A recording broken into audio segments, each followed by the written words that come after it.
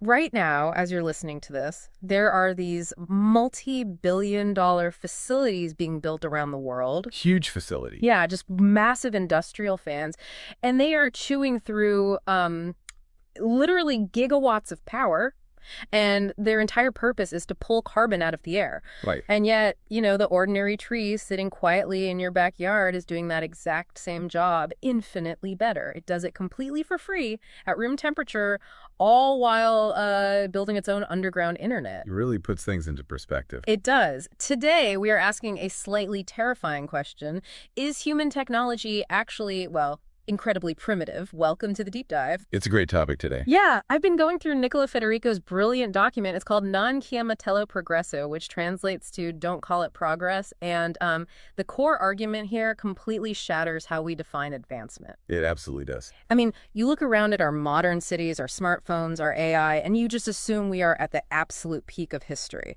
But Federico suggests we are more like a teenager who just found the keys to a 500 horsepower sports car. That's the perfect analogy. Right. Like, we know how to mash the gas pedal, but we have absolutely no idea how the steering wheel connects to the wheels. Exactly. And that asymmetry really is the defining crisis of our era. Yeah. We are working with a powerful engine of the scientific method, and we're accelerating with this unprecedented technological capacity. But our systemic maturity, our ability to manage the downstream consequences of that power is fundamentally lagging. It is lagging way behind. Completely. Yeah. We operate these planetary scale tools with the localized short-term instincts of a primate. And to figure out why we constantly mismanage our own brilliant inventions, we have to recognize a psychological trap. A trap that humanity falls into, like, every time we experience a burst of rapid advancement. Precisely. Yeah. Every single time. Okay, let's unpack this. Because the trap you're talking about is what Federico calls the three illusions of history. Right. The illusion of completeness, the illusion of reliability, and the illusion of centrality. Essentially, we just always assume we've figured out the basic rules of the game, and we're just, filling in the margins. It's like we've put together the border of a 10,000-piece puzzle, and we're popping champagne. Well, completely ignoring the giant gaping hole in the middle. Exactly. We think we're done. And historically, that arrogance has blinded us over and over again. Take the medical community in 1850. Oh, this is a wild story. It is. So before we understood the microscopic world of germs, the prevailing scientific consensus was the miasma theory. Right. This was the belief that diseases were caused by bad air or foul smells. And, to be fair to them, miasma theory wasn't born out of total stupidity. No, it was observable. Yeah, if you lived in 1850 and you noticed that people living near a foul-smelling open sewage dump were getting sick, correlating the smell with the disease is a perfectly logical deduction. It makes sense on a local level. Right. The model had localized utility. It made people clean up waste. But the mechanism was entirely wrong. Precisely. It was a useful model that they mistook for absolute reality. And because they suffered from that illusion of completeness, they violently rejected anything that challenged it. Which brings us to Dr. Ignaz Semmelweis. Yes. Semmelweis noticed that maternal mortality rates were vastly different between hospital wards. So he implemented a simple protocol. Hand washing. Exactly. He made doctors wash their hands with calcium hypochlorite between conducting autopsies and delivering babies. And the results weren't subtle. Like, the mortality rate plummeted from over 18% down to about 1%. It was an incredible breakthrough. He mathematically proved that hand washing saved lives. So wait. If the data was that undeniable, how on earth did the medical establishment justify firing him and throwing him in an asylum? Because his data didn't fit the approved paradigm. Semmelweis couldn't point to a foul smell on their hands, so the miasma's obsessed establishment dismissed his life-saving mechanism as unscientific. That is just, wow. Yeah, when a paradigm feels complete to people, contradictory evidence isn't seen as a breakthrough. It's seen as an attack. And we saw the exact same hubris in late 19th century physics, didn't we? We did. In 1874, Philip von Jolly, a prominent physicist, actually advised a young Max Planck to choose a different career. He told him physics was basically finished. He honestly believed the architecture of physics was completely solved by classical mechanics, and only a few minor details remained to be discovered. Which is just staggering when you realize that just a few years later, Einstein and Planck himself would completely pull the rug out from under classical physics with relativity and quantum mechanics. They rewrote the entire rulebook. They didn't just add a new room to the house of physics. They realized the house was built on a different planet. And, lest you think we are somehow immune to this today, think about our current understanding of the universe. It's a humbling comparison. It really is. All the ordinary matter we can actually observe, every star, every planet. The device you were listening to this deep dive on makes up roughly 5% of the universe. 5%. The other 95% is comprised of dark matter and dark energy. Right. And let's be honest about what those terms actually mean. Dark is just an academic placeholder for we have absolutely no idea what this is or how it functions. It's just a label for our ignorance. Exactly. We know it exerts gravitational force, and we know it accelerates the expansion of the universe, but the actual mechanism is completely invisible to us. Not to mention the two crown jewels of our modern physics, right? Quantum mechanics for the subatomic realm and general relativity for gravity. They are mathematically incompatible. Right. If you try to combine them to explain something like the center of a black hole, the equations just break down into infinities. They fall apart. So we are sitting here with a 95% blind spot using two incompatible rule books, yet we still culturally operate as if we have mastered the physical world. Okay, here's where it gets really interesting. Because the danger of the illusion of completeness isn't just like a philosophical debate. No, it has massive real-world consequences. Right. When you assume your local knowledge is the absolute truth, your solutions to local problems end up triggering massive systemic nightmares. And this is the paradox of modernity. Let's trace the mechanics of that paradox. Every technical advancement we make reduces a specific old risk, but inadvertently creates a new systemic vulnerability. Give us an example. Well, we develop antibiotics to cure lethal infections, which is a triumph, but we overprescribe them and spawn systemic drug-resistant superbugs. Or fossil fuels. Exactly. We use fossil fuels to replace human and animal labor, lifting billions out of localized poverty, but we destabilize the entire thermodynamic balance of the planet. And there's a remarkably consistent 7-phase cycle to this. Right. The cycle starts with enthusiasm like, we found a miracle fix. Then mass adoption, followed by dependency, where the entire global economy relies on the fix. And then we hit phase 4, emerging effects. Someone notices the data looks weird. Right. Phase 5 is systemic damage, phase 6 is substitution, and phase 7 is the grim realization that the substitute has its own catastrophic side effects. The quintessential example of this has to be CFCs, right? Chlorofluorocarbons. It's the textbook case. In the 1920s, refrigeration was a massive life-saving leap forward for food safety. But the refrigerants they use, like ammonia and sulfur dioxide, were highly toxic and flammable. Like a leak in your kitchen could literally kill you. Exactly. So chemists engineered CFCs. And on paper, CFCs were a masterpiece of chemical engineering. They were non-toxic, non-flammable, and incredibly stable. But I have to push back here. Go ahead. I thought the entire foundation of modern chemistry was rigorous testing. How did the brightest scientific minds on Earth invent a chemical that was actively eating a hole in the ozone layer and just not notice? Because of the parameters of their testing environment.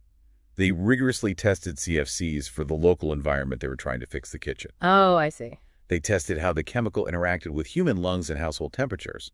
What they didn't test, because they suffered from that illusion of completeness, was how an incredibly stable chemical would behave systemically once it drifted up into the stratosphere. Because it was out of sight, out of mind. Exactly. Because CFCs were so unnaturally stable, they didn't break down in the lower atmosphere. They just floated up until they were bombarded by intense cosmic UV radiation, which finally snapped the molecule apart, releasing a chlorine atom. And that chlorine atom acts as a catalyst.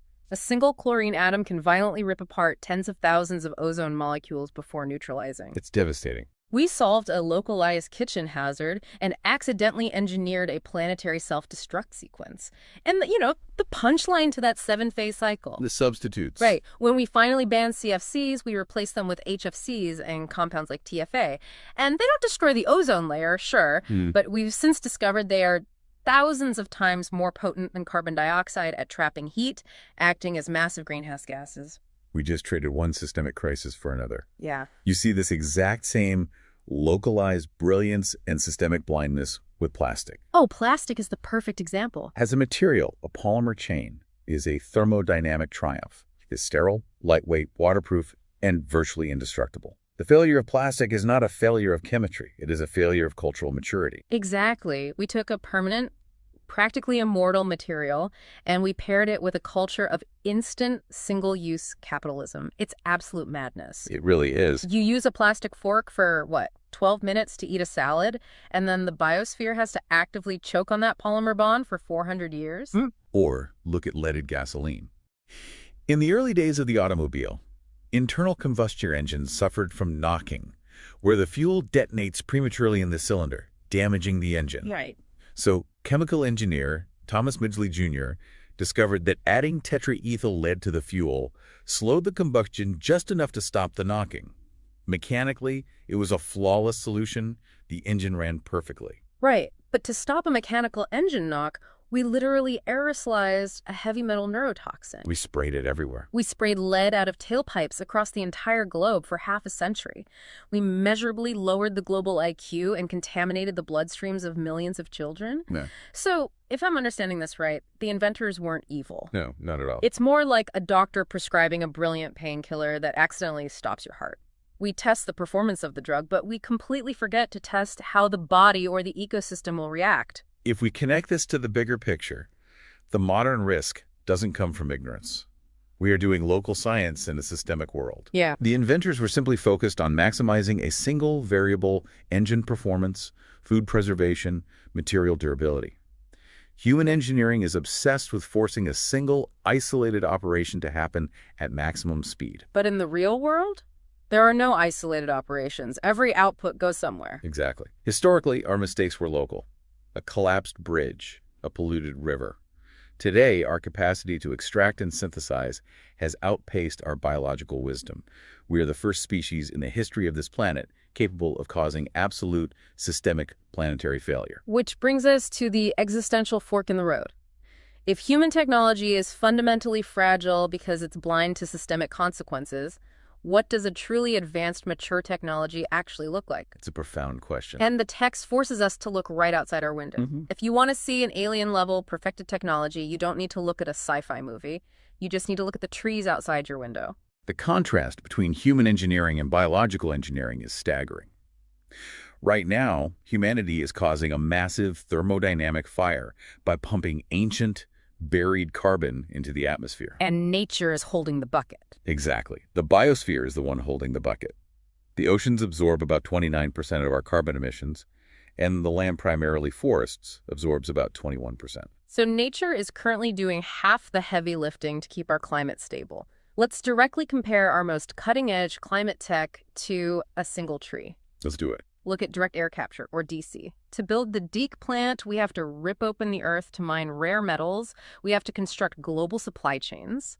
We use brute force thermodynamics, massive fans, intense heat, and high pressure to chemically separate CO2 from the air. It requires billions of dollars and constant human maintenance. Yes, and after all that destructive, energy-intensive effort, the machine does exactly one thing.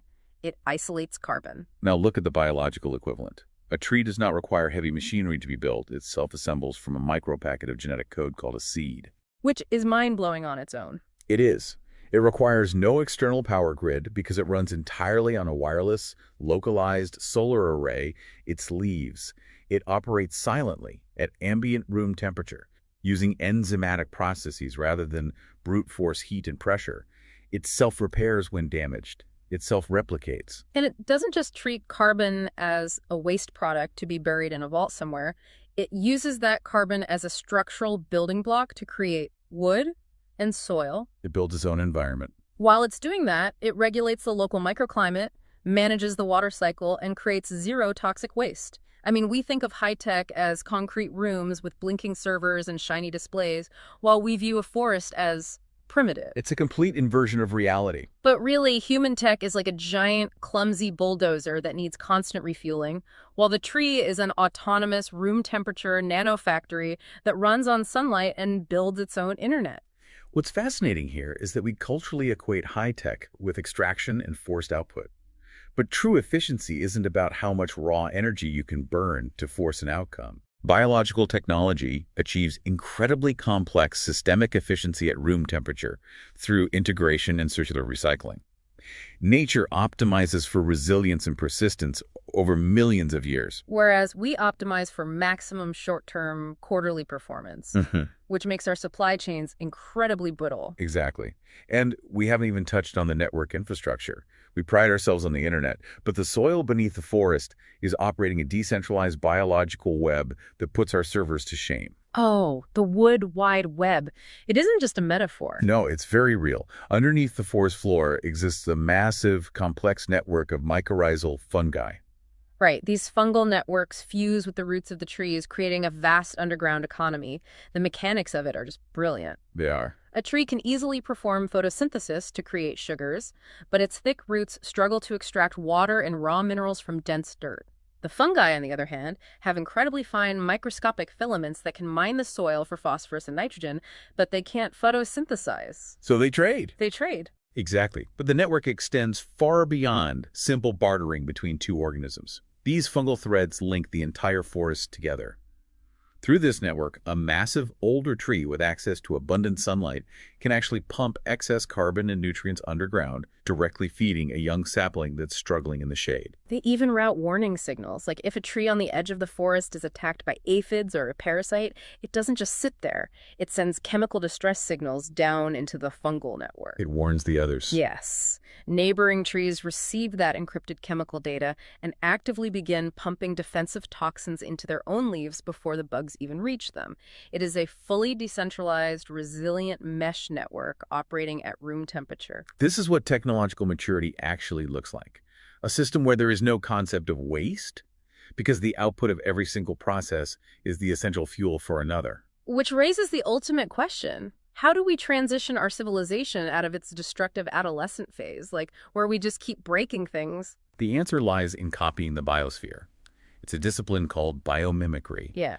Instead of trying to dominate nature with brute force, we have to start plagiarizing its design language. And the engineering applications happening right now are phenomenal. They really are. We are manufacturing surfaces that never need toxic chemical cleaners because we copied the microscopic water-repellent architecture of lotus leaves. We completely redesigned the aerodynamics of Japanese bullet trains, too. Yeah. They used to create massive disruptive sonic booms when exiting tunnels. Oh, right, because of the air pressure. Yes. And engineers solved it not by adding more power, but by mimicking the exact shape of a kingfisher's beak, a bird that dives into water with almost zero splash. We're designing skyscrapers in Zimbabwe that maintain comfortable internal temperatures without heavy air conditioning, entirely inspired by the passive ventilation structures of termite mounds. We're even creating adhesives that can hold massive weights and detach without leaving any chemical residue, just by studying the microscopic hairs on gecko feet. So, what does this all mean? I mean, are we actually capable of making this shift? It seems like building a massive planet-altering machine is easy for us, but building a society that doesn't destroy its own life support system is, well, the ultimate final exam for humanity. This raises an important question. The entire 20th century was defined by an extractive, linear mindset. Yeah. Dig something up, accelerate it, burn it for a temporary benefit, and throw the toxic remains into a landfill. Yeah, we considered ourselves masters of the universe because we could break things apart really fast. But a mature civilization doesn't measure progress by its capacity to destroy or extract. True technological maturity won't be measured by how fast our microchips are or how much we can consume. Right. It will be measured by our ability to create closed-loop, circular systems that operate with the elegant, resilient integration of an ecosystem. Regenerative agriculture, bioclimatic architecture. This is how a species graduates from a parasite to a symbiote. That is a profound way to look at it. You listening right now, you navigate this paradox every single day. So to bring this all together, progress is not just a straight line going upwards. Definitely not. Humanity is incredibly gifted at inventing solutions to isolated local problems, but we have been disastrously blind to the systemic consequences of those solutions. The ultimate blueprint for our survival isn't going to be found in a sleek sci-fi spaceship. It is already written in the biological algorithms buried in the soil and standing in the forests. So the next time you throw away a piece of perfect, durable plastic that you used for 30 seconds, or the next time you stop to really look at a tree, understand what you are witnessing. You are looking at a clash between an adolescent technology that is still awkwardly learning how to exist and an ancient, perfected technology that mastered the art of living millions of years ago. I want to leave you with a final thought to mull over. Yeah. Think about our ongoing search for extraterrestrial life. Oh, this is fascinating. When we scan the cosmos, we're always looking for giant, unnatural radio signals or massive energy structures like Dyson spheres built around stars. Right, because we assume they act like us. Exactly. Yeah. We operate under the assumption that an advanced alien civilization will leave a massive, noisy industrial footprint. But what if a truly mature civilization doesn't do that? What if they've outgrown it? Exactly. What if the ultimate mark of technological supremacy isn't conquering nature, but becoming completely indistinguishable from it? Maybe the universe isn't empty. Maybe the aliens are out there right now. But they've simply learned how to be as perfectly silent, efficient, and integrated as a forest. Wow, what an incredible thought to end on. So the next time you look around at your smartphone, your car, or the concrete skyline, ask yourself, is this really the peak? Or is the real peak waiting for us to finally learn how to grow? Thank you for joining us on this deep dive. Stay curious.